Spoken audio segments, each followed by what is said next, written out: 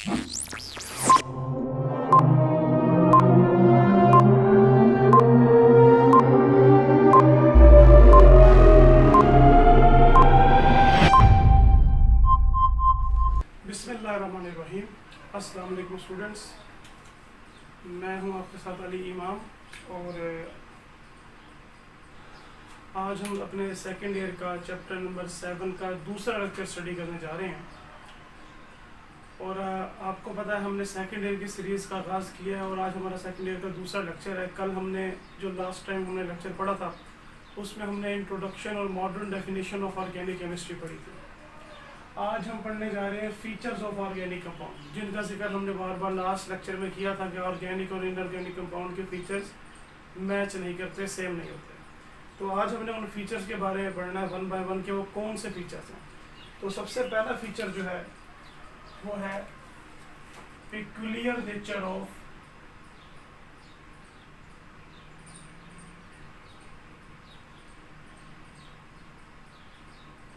Carbon atom. Carbon atom की peculiar nature. Peculiar nature होती क्या है? देखें, सपोज करें कि कमरे में 4 आदमी हैं। 4 आदमियों में से 3 आदमी ऐसे हैं जिनको गाड़ी चलाना नहीं आती, एक आदमी को गाड़ी चलाना आती है। तो जिस आदमी को गाड़ी चलाना आती है तो हम कहेंगे गाड़ी चलाना उसकी पेक्यूलियर नेचर है। तो पेक्यूलियर नेचर दूसरों से हटके, जो दूसरों में ना हो। अब कार्बन की प्रॉपर्टी है, जो कार्बन है, carbon forms large number of compound. Carbon large number of compound जो है वो बनाता है। अब कार्बन के लार्ज नंबर ऑफ कंपाउंड बनाने के 2 रीजन हैं। कौन कौन सी? पहली रीजन है कैटिनेशन। कैटिनेशन के बारे में पहले पढ़ लेते हैं कि कैटिनेशन होती क्या है। कैटिनेशन होती है a self linking property of carbon via covalent bond. इसका मतलब क्या है? इसका मतलब ये है कि कार्बन जो है वो अपने ही जैसे कार्बन एटम के साथ मिलके लॉन्ग चेन्स बनाने की सलाहियत रखता है। इसको बोलते हैं सेल्फ लिंकिंग प्रॉपर्टी, कैटिनेशन। हम इसको यूं भी डिफाइन कर सकते हैं कि carbon atom join with other carbon atom via covalent bond to form large long chains and large number of compound. This property is called catenation. अब कैटिनेशन के लिए ना 2 कंडीशंस होती हैं। कौन कौन सी? कैटिनेशन के लिए 2 कंडीशंस होती हैं। एक कंडीशन ये होती है कि जो हमारा एलिमेंट है, जो एटम है जिसने कैटिनेशन शो करनी है, वो उसकी वैलेंसी मोर देन 2 होनी चाहिए। Valency should be valency greater than 2 होनी चाहिए।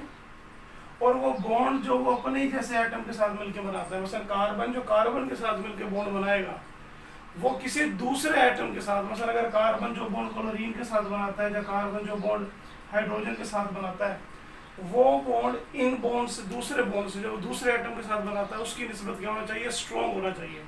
स्पेशली ऑक्सीजन, क्योंकि ऑक्सीजन की प्रॉपर्टी है कि ऑक्सीजन किसी भी एलिमेंट के साथ जो पीरियोडिक टेबल में जब रिएक्ट करती है तो एक बहुत स्टेबल कंपाउंड बनाती है।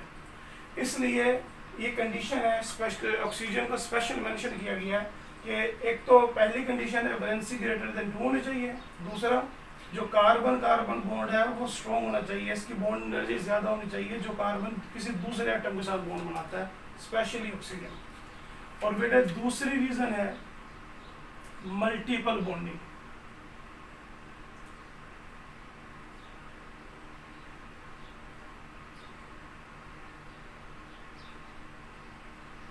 मल्टीपल बॉन्डिंग से क्या मुराद है? मल्टीपल बॉन्डिंग से मुराद ये कार्बन कार्बन के साथ मिलकर मल्टीपल बॉन्ड बनाता है। और ज़रूरी नहीं है कि कार्बन कार्बन के साथ ही मल्टीपल बॉन्ड बनाए। कार्बन ऑक्सीजन के साथ भी मल्टीपल बॉन्ड बना सकता है, नाइट्रोजन के साथ भी मल्टीपल बॉन्ड बना सकता है, सल्फर के साथ भी मल्टीपल बॉन्ड बना सकता है। तो जो दूसरी प्रॉपर्टी है वो है मल्टीपल बॉन्डिंग, कि कार्बन जो है वो ऑक्सीजन के साथ, नाइट्रोजन के साथ, सल्फर के साथ मिलके मल्टीपल बॉन्ड बनाता है। यही वजह है कि जो ऑर्गेनिक कंपाउंड्स हैं ये मिलियंस में हैं, they are very large in number. और इम्तिहान में सवाल भी आ जाता है कि why organic compounds are very large in number. तो हम ये दो रीजंस बताएंगे, और बताएंगे इन दो रीजंस की वजह से कार्बन के जो कंपाउंड है वो डिफरेंट शेप और साइजेस के कंपाउंड्स मिलियंस की तादाद में है जो कार्बन बनाता है। ये था पहला फीचर। दूसरा फीचर हमारे पास है non ionic character.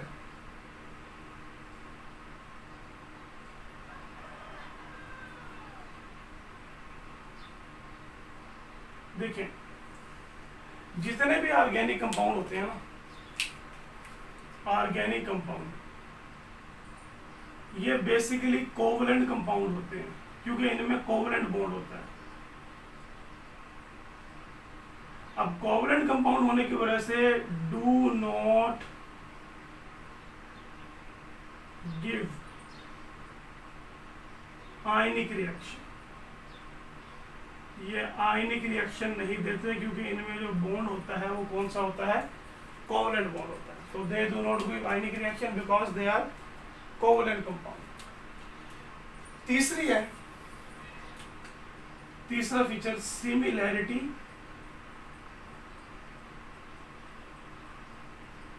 In behaviour.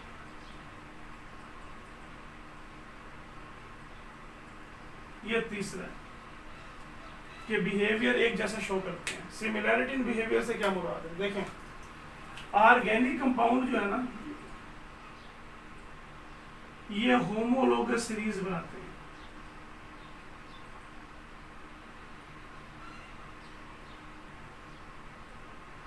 Homologous series क्या होती है?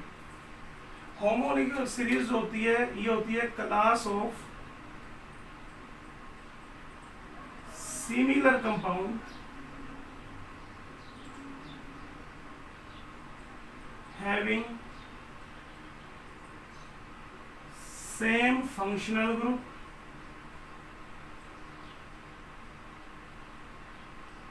ये जीपी शॉर्ट हैंड में फंक्शनल ग्रुप लिखा, same functional group but consecutive member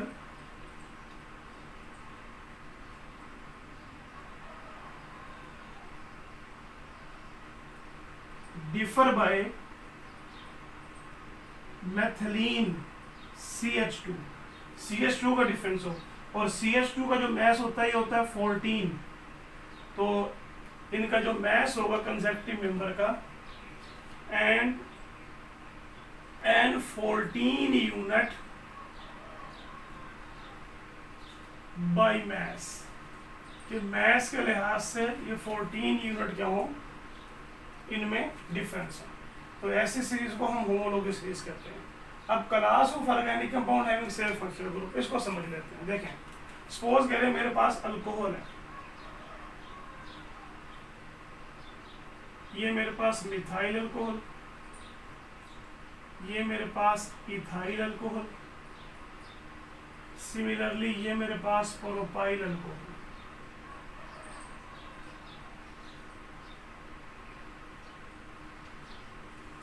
दूसरा सपोज कर लें कि मेरे पास कोई अल्काइल हैलाइड है, alkyl halide,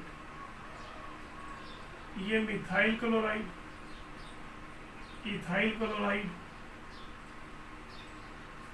propyl chloride.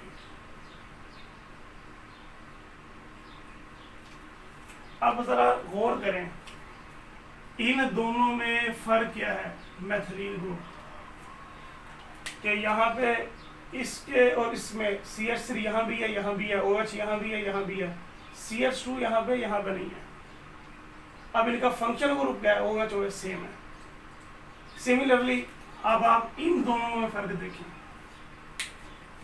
CH3 CH2, CH3 CH2, OH यहाँ भी है, यहाँ भी है, एक CH2 का इजाफा हो गया। यानी जैसे आप टॉप टू बॉटम आएंगे जो कंसेक्टिव मेंबर होंगे उनमें हर मर्तबा क्या होगा, एक मैथिलीन ग्रुप का इजाफा होगा। CH2 को बोलते हैं मैथिलीन ग्रुप। और इनके मैस में 14 का डिफरेंस होगा। देख लेते हैं 14 का डिफरेंस कैसे है। कार्बन 12, हाइड्रोजन 3 15, ऑक्सीजन 16 31, और देखिए ये हो गया 32। ये कितना हो गया, कार्बन 12 और 3 15, फिर कार्बन 12 27 29, और ये हो गया 46। ये 32 और ये 46। देखिए 32 और 46 में डिफरेंस निकाले कितना आता है, 14 का आता है। सिमिलरली जो ये है इसका मैं फिर कितना मैथ, इसका 60 होगा मैथ। कैसे हो मुझे पता लगा, मैंने इसमें 14 ऐड कर दिए। देखिए CH3 ये हो गया 15, इस CH2 14 और ये हो गया 60 और ये 7, तो 31 और 14 कितना 45 और ये 15 60। इसका मैथ 60 MU हो गया। यानी कंसेक्टिव मेंबर में क्या है, सिर्फ 14 का फर्क आता जा रहा है। सेम यहाँ पे है, इसको भी आप देखें, वही ये मिथाइल क्लोराइड और ये प्रोपाइल क्लोराइड। अब जो इनका फंक्शनल ग्रुप सेम है, तो सेम फंक्शनल ग्रुप होने की वजह से क्या होगा, सेम फंक्शनल ग्रुप होने की वजह से इनकी जो केमिकल प्रॉपर्टीज होंगी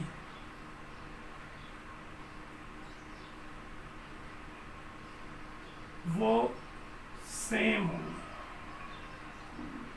यानी इनकी केमिकल प्रॉपर्टीज क्या होंगी, will be same.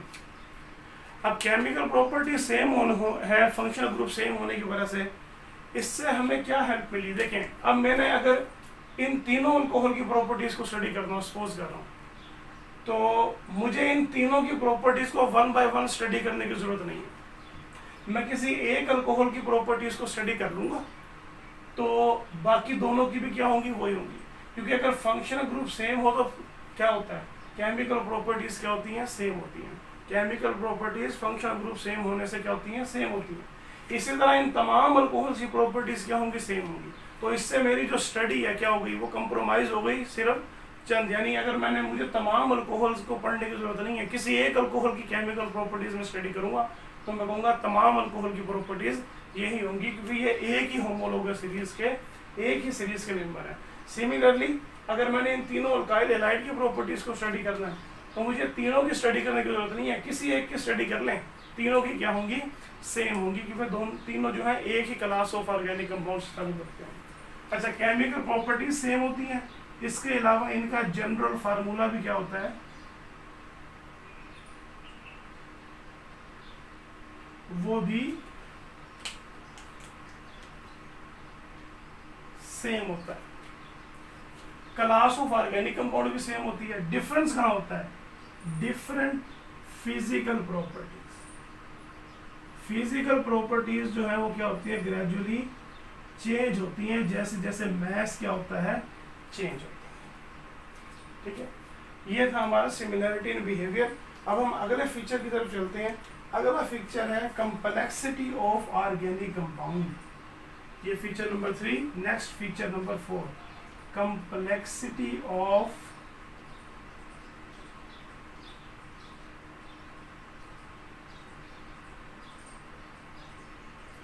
Organic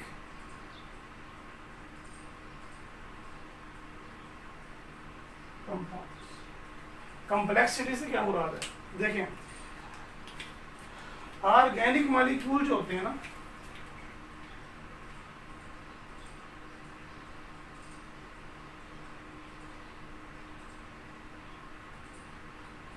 खसूसन large organic molecule वो कम्प्लेक्स होते हैं।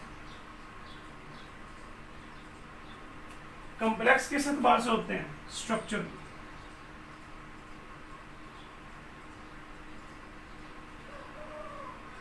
उनके स्ट्रक्चर क्या होते हैं, कम्प्लेक्स होते हैं।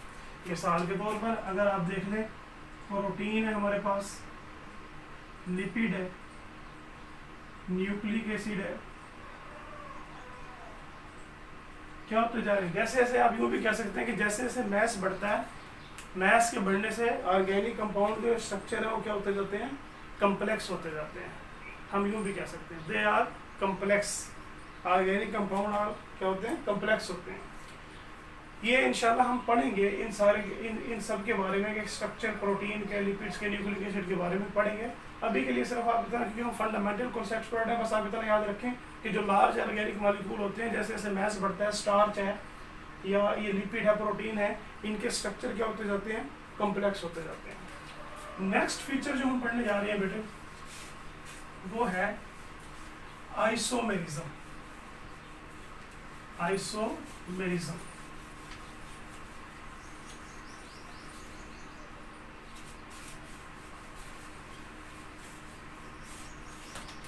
देखिए,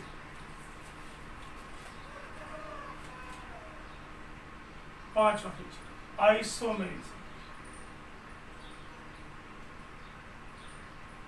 देखिए, आइसो का मतलब होता है सेम,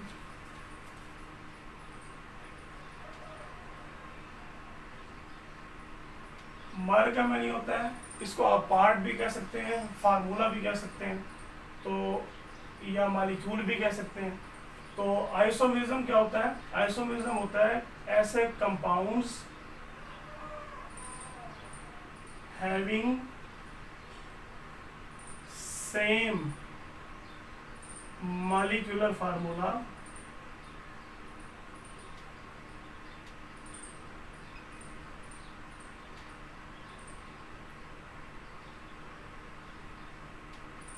but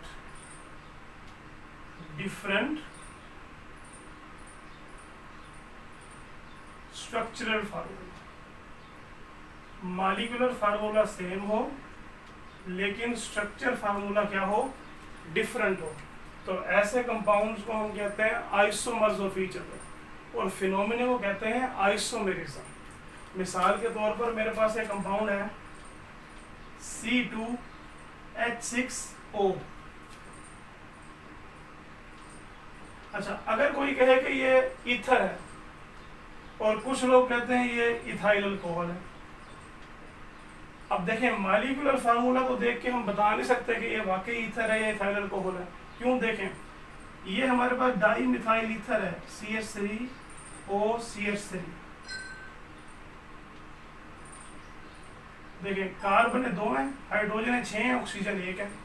इसी तरह मेरे पास अगर इथाइल अल्कोहल हो CH3CH2OH, कार्बन है 2 है, हाइड्रोजन है 6 है और ऑक्सीजन 1 है। अब इन दोनों का फार्मूला मॉलिक्यूलर तो सेम है, लेकिन इन दोनों का स्ट्रक्चर क्या है, डिफरेंट है। तो हम कहेंगे ये दोनों एक दूसरे के आइसोमर्स हैं, और फिनोमिना को हम नाम देंगे आइसोमेरिज्म का। इसमें आपने एक और एग्जांपल पढ़ी होगी, ग्लूकोज एंड फ्रुक्टोज। ग्लूकोज और फ्रुक्टोज का मॉलिक्यूलर फार्मूला C6H12O6, लेकिन स्ट्रक्चर फार्मूला देखें तो ग्लूकोज एल्डिहाइड है और फ्रुक्टोज क्या है, कीटोन है। तो मॉलिक्यूलर फार्मूला सेम लेकिन स्ट्रक्चर फार्मूला डिफरेंट। उसके बाद हमारे पास जो छठा फीचर है वो है, छठा feature rate of organic reaction.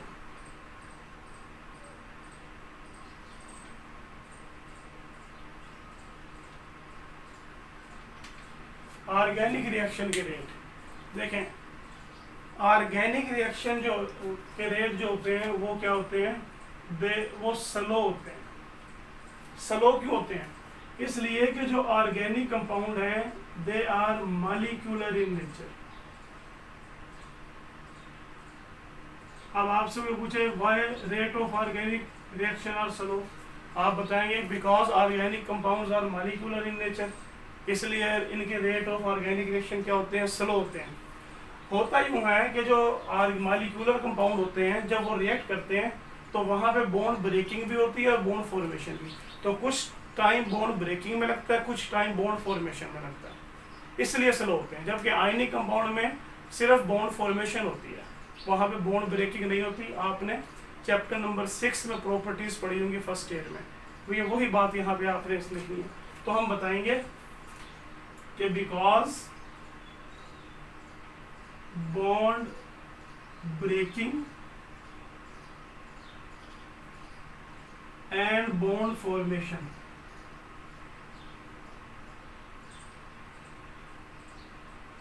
Simple answer तो है मॉलिक्यूलर इन नेचर। और मॉलिक्यूलर नेचर के होंगे तो क्या होगा, बॉन्ड ब्रेकिंग भी होगी, जब रिएक्ट करेंगे तो बॉन्ड फॉर्मेशन भी होगी, इसलिए स्लो होते हैं। और सातवां फीचर हमारे पास है इसका सोलबिलिटी।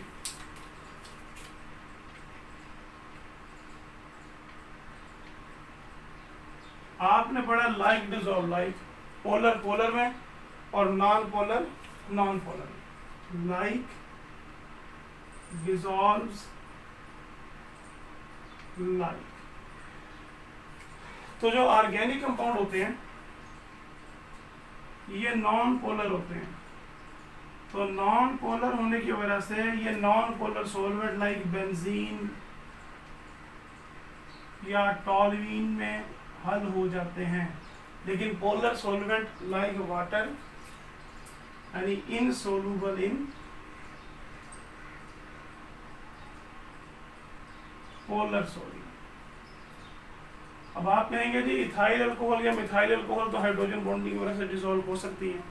तो देखें जैसे जैसे मैस बढ़ता है ना तो अल्कोहल्स की सोलबिलिटी भी कम होती है। तो सारी अल्कोहल्स पानी में हल नहीं होती, वो सिर्फ लोअर अल्केन्स है या लोअर कार्बोक्सिलिक एसिड है जो पानी में हल होती है।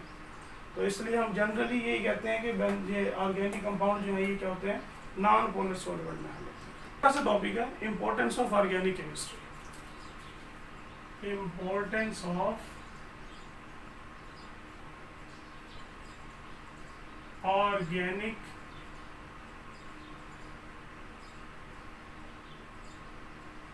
केमिस्ट्री। ऑर्गेनिक केमिस्ट्री की इंपॉर्टेंस क्या है? देखें हमारी बॉडी है या जितने भी लिविंग ऑर्गेनिजम्स हैं उनकी बॉडी में जो रिएक्शंस होते हैं वो लाइफ मॉलिक्यूल्स की वजह से होते हैं, प्रोटीन की वजह से, लिपिड्स की वजह से, न्यूक्लिक एसिड की वजह से। तो chemical reactions all reactions in living things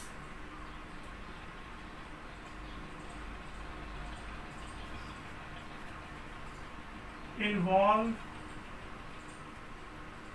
life molecule।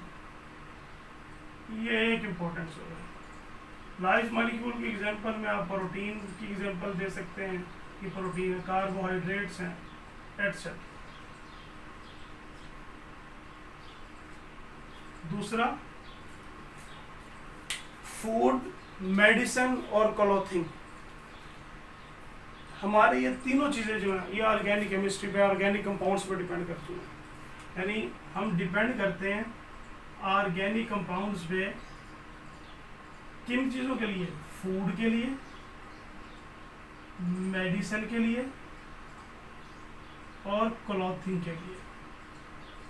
अच्छा, इसके अलावा जो केमिस्ट हजरात हैं वो बहुत सारे सिंथेटिक ऑर्गेनिक कंपाउंड बना रहे हैं जो हम डिफरेंट लाइफ में और अपने डेली लाइफ में इर्द गिर्द भी देखते हैं। मसलन सिंथेटिक अगर हम कंपाउंड्स की बात करें जो मैन मेड है, जो हमने खुद बनाए हैं, मसलन हमारे पास प्लास्टिक है,